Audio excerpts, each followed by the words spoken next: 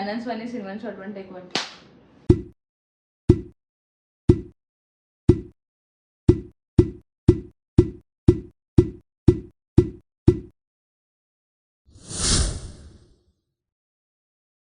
हाय, finance Vani के एक और एपिसोड में आप सभी का स्वागत है। फाइनेंस वानी के आज के एपिसोड में हमेशा की तरह सबसे पहले हम बात करेंगे अगले हफ्ते यानी कि 27 फरवरी वाले वीक में स्टॉक मार्केट की किस तरह की गतिविधियां होगी। Sensex, Nifty, bank Nifty, global markets, commodity markets और उसके बाद न्यूमरोलॉजी के हिसाब से स्टॉक मार्केट का परफॉर्मेंस कैसा रहेगा वो देखेंगे आज के एपिसोड में। और अंत में आपके सवाल और मेरे जवाब। जैसा कि मैं हमेशा कहती हूँ कि स्टॉक मार्केट की एक्यूरेट प्रेडिक्शन करना किसी भी साइंस के लिए नामुमकिन है। कितने भी कैलकुलेशंस के बाद भी कोई फाइनेंशियल एनालिस्ट या कोई भी टेक्निकल एनालिस्ट ये नहीं कह सकेगा कि स्टॉक मार्केट कैसे परफॉर्म करेगा। 100% accuracy in terms of stock market predictions is really non-attainable। लेकिन हर हफ्ते टैरो कार्ड्स और न्यूमरोलॉजी के जरिए मैं आपको थोड़ी सी हिंट देने आती हूँ जिससे आपको पता चले कि अगले हफ्ते के स्टॉक मार्केट की परफॉर्मेंस कैसी रहेगी।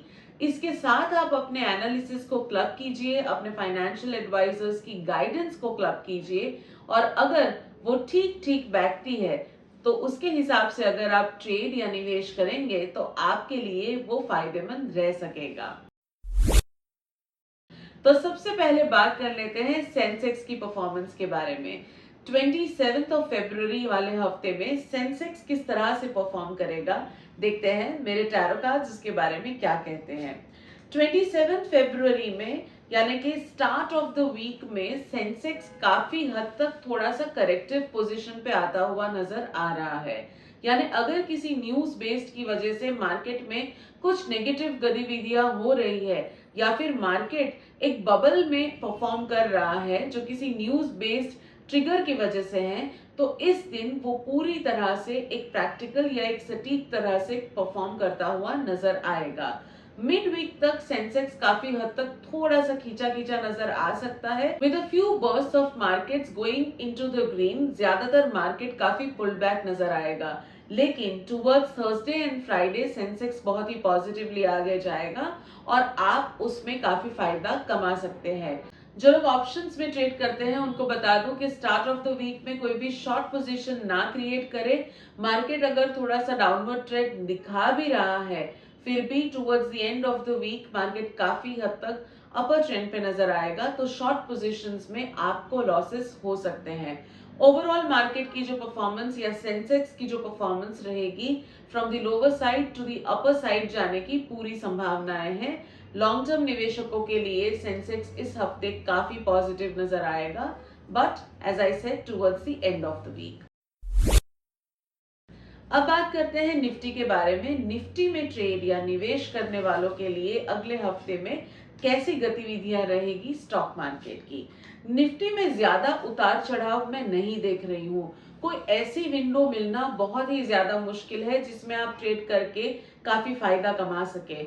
ओवरऑल निफ्टी काफी स्टेबल, काफी स्टैग्नेंसी के साथ आगे जाएगा, लेकिन towards the end of the week Nifty में काफी पॉजिटिव चेंजेस आ सकते हैं और वो आपको एक अपॉर्चुनिटी दे सकता है जिसमें आप कोई मुनाफा कमा सके। ओवरऑल अगर मैं निफ्टी की बात करूं तो सिर्फ निफ्टी में ट्रेड करने वालों के लिए डेली ट्रेडिंग में ज्यादा फायदा नजर नहीं आ रहा है, but if you deal into something that goes on over a week then yes, you can have a buying position in Nifty and you can really work wonders or get a lot of profit there। अब हम बात करेंगे Nifty के एक और पहलू की जिसको बोलते हैं बैंक निफ्टी। बैंक निफ्टी का अगले हफ्ते में परफॉर्मेंस कैसा रहेगा। बैंकिंग सेक्टर अगले हफ्ते काफी पॉजिटिव नजर आ रहा है with a lot of profit and with a lot of opportunities. काफी हद तक बैंकिंग सेक्टर्स में आप एक दो सेक्टर्स या एक दो बैंक्स को लेकर अगर चलेंगे तो आप काफी फायदा कमा सकेंगे। ध्यान रखिएगा कि अगर कोई दो banks are into the news और उस न्यूज से अगर वो स्टॉक प्राइसेस ड्राइव हो रही है तो डेली इन्वेस्टर या डेली ट्रेडर या स्पेकुलेटर के लिए वो एक बहुत बड़ी अपॉर्चुनिटी होगी। अगर बैंक बेस्ड कोई न्यूज आती है तो उन स्टॉक्स में जरूर ट्रेड कीजिएगा, आपको काफी फायदा होगा। For the entire week the banking stocks majorly look into the green.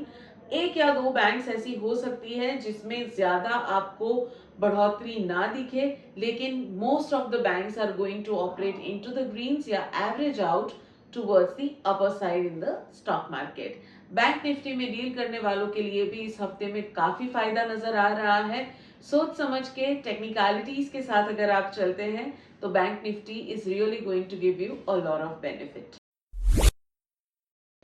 अब बात करते हैं एक ऐसे मार्केट के बारे में जो डायरेक्टली हमारे स्टॉक मार्केट से शायद रिलेटेड नहीं है, लेकिन उसकी इम्पैक्ट या इफेक्ट्स ओवरऑल स्टॉक मार्केट में देखने को मिल ही जाते हैं।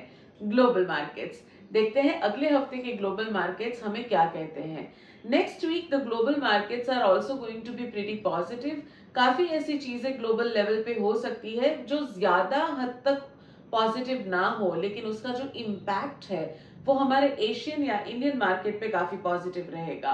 One of the markets in the Asian markets, not India, is going to be a little volatile and is going to be very closer to a crash, लेकिन उसके भी negative impact Indian stock market में नजर नहीं आएंगे। Global markets में trade करने वालों के लिए अगले हफ्ते में सूझबूझ से काम लेना बहुत जरूरी है। किसी भी तरह का स्पेकुलेशन या गैम्बलिंग के बेसिस पे बस देख लेता हूँ, सोच लेता हूँ, कर लूंगा, कमा लूंगा, ये वाले एटीट्यूड से ना जाए। जब तक आपके प्रॉपर एनालिसिस नहीं है या किसी फाइनेंशियल एडवाइजर की गाइडेंस नहीं है, ग्लोबल मार्केट्स में ट्रेड करना आपके लिए सही नहीं होगा। Please be very wary in terms of daily speculations in the global market. However, the impact of the global market in the stock market is very, very positive, nothing negative at all. अब हम उस segment की तरफ जाएंगे जहां पे मैं आपको कुछ इंडस्ट्रीज या सेक्टर्स के बारे में बताती हूँ जो या तो अच्छा परफॉर्म करेंगे या तो उतना अच्छा परफॉर्म नहीं करेंगे। सबसे पहले पॉजिटिव साइड की तरफ जाते हैं। वो कौन से सेक्टर्स है? इंडस्ट्रियल सेक्टर्स जो अगले हफ्ते में काफी अच्छे से परफॉर्म करेंगी। जो काफी अच्छा परफॉर्म करेगी अगले हफ्ते में, दैट इज द फूड और द एग्रीकल्चरल इंडस्ट्री। ये इंडस्ट्री काफी अच्छे से परफॉर्म करेगी और आपको इसमें काफी पॉजिटिव न्यूज भी देखने को मिल सकते हैं। द इंडस्ट्रीज और the companies that deal into furniture and fittings, ये भी काफी अच्छा कर सकेंगे अगले हफ्ते में। और बैंक निफ्टी के रीडिंग में जो हमने देखा था कि बैंकिंग सेक्टर भी अगले हफ्ते में काफी अच्छे से परफॉर्म करेगा। Banks will do good, financial institutions may still not do very well. तो जो एक बैंक की डेफिनेशन में चीजें आती है उसी के स्टॉक्स को लेके आगे बढ़िएगा, because that is the sector that is going to do very well next week. अब हम बात करेंगे कि वो कौन सा सेक्टर है जो इतने अच्छे से परफॉर्म नहीं करेगा अगले हफ्ते में। Consumer products are not going to do very well next week. Consumer products में डील या मैन्युफैक्चर करने वाली कोई भी कंपनी या सेक्टर इतना अच्छा सा परफॉर्म नहीं कर सकेगा। The animal industry, यानी products that are made from animal and animal products, they are also not going to do very well next week. Shipping industries are also not going to do very well next week, तो उनसे भी थोड़ा सा बच के रहिएगा। एक और सेक्टर है जो इतने अच्छे से नेक्स्ट वीक परफॉर्म नहीं करेगा। Any company or sector that deals into supplying raw materials or any other equipments to the hospitals or the medical industry, ये सेक्टर भी इतना अच्छा परफॉर्म नहीं करेगा अगले हफ्ते। So please stay away from this industries unless you have a very strong technical calculation कि वो कुछ अच्छा करेगा। सो गाइज, ये थे सेक्टर्स और industries that you could look forward to और you should avoid in the next week. अब हम बात करेंगे कमोडिटी मार्केट के बारे में। जैसा मैंने आपको कहा कि एग्रीकल्चरल सेक्टर काफी अच्छा करने वाला है। The commodities that deal into those products agricultural produce, it is going to do very well in the next week. Overall अगर कमोडिटी मार्केट की मैं बात करूं तो लग्जरी आइटम्स अगले हफ्ते इतना अच्छा सा परफॉर्म नहीं करेगी या they will not be very positive. Commodity market overall is going to operate within a small window और इसीलिए शॉर्ट टर्म ट्रेडर्स या डेली स्पेकुलेटर्स के लिए उसमें विंडोज मिलना बहुत मुश्किल होगा टू ट्रेड और to earn profits. Commodity market overall काफी स्टैग्नेंट रहेगा, नॉन वॉलेटाइल रहेगा, लेकिन commodities to do with the agricultural produce are expected to do well next week. Luxury commodities से दूर रहिएगा। अब हम बात करेंगे क्रिप्टो करेंसी के बारे में या क्रिप्टो मार्केट के बारे में। अगले हफ्ते क्रिप्टो मार्केट में काफी ज्यादा पॉजिटिव चेंजेस आने की पूरी संभावनाएं हैं, यानी crypto market is going to go into the greens and it is going to have an upward trend the entire week next week. जिन लोगों को अपने क्रिप्टो में प्रॉफिट बुकिंग्स करने हैं उनके लिए ये उत्तम समय है। तो अगर आप अपने चाहिए अमाउंट या टारगेट पे पहुंच गए हो या उसके थोड़े नजदीक आ गए हो, then this will be the right time to book some profits. आप अपनी प्रॉफिट बुकिंग 50% की हद तक कर सकते हैं। That is what the cards are suggesting this week on the crypto side. अब हम रुक करते हैं थोड़ा सा न्यूमरोलॉजी की तरफ। न्यूमरोलॉजी के हिसाब से अगले हफ्ते स्टॉक मार्केट की मूवमेंट कैसी होनी चाहिए उसके बारे में हम बात कर लेते हैं। 27th of February is going to be really mysterious in terms of market performance. जिस तरह से आप सोचेंगे उस तरह से मार्केट मूव करेगा ही नहीं। आप जब सोचेंगे कि अब मैं बाई करता हूं और ये टारगेट आने की पूरी संभावनाएं आ रही है, वहीं से वो स्क्रिप्ट या शेयर पूरी तरह से यू टर्न लेगा और आपके कैलकुलेशंस दरे के दरे रह जाएंगे। 28th of February marks the beginning of a very positive period in terms of the stock market. Closing day भी रहेगा वो स्टॉक मार्केट में, तो उनके लिए भी काफी पॉजिटिव रहेगा। Those who have to square off their positions, that means 28th is going to be positive as per numerology into the stock market. 1st मार्च वापस एक पॉजिटिव दिन नजर आ रहा है, लेकिन 1st मार्च को मार्केट पूरी जोश के साथ ऊपर नहीं जाएंगे। They will still be a little volatile, a little hesitant in terms of their performances. 2nd March looks good.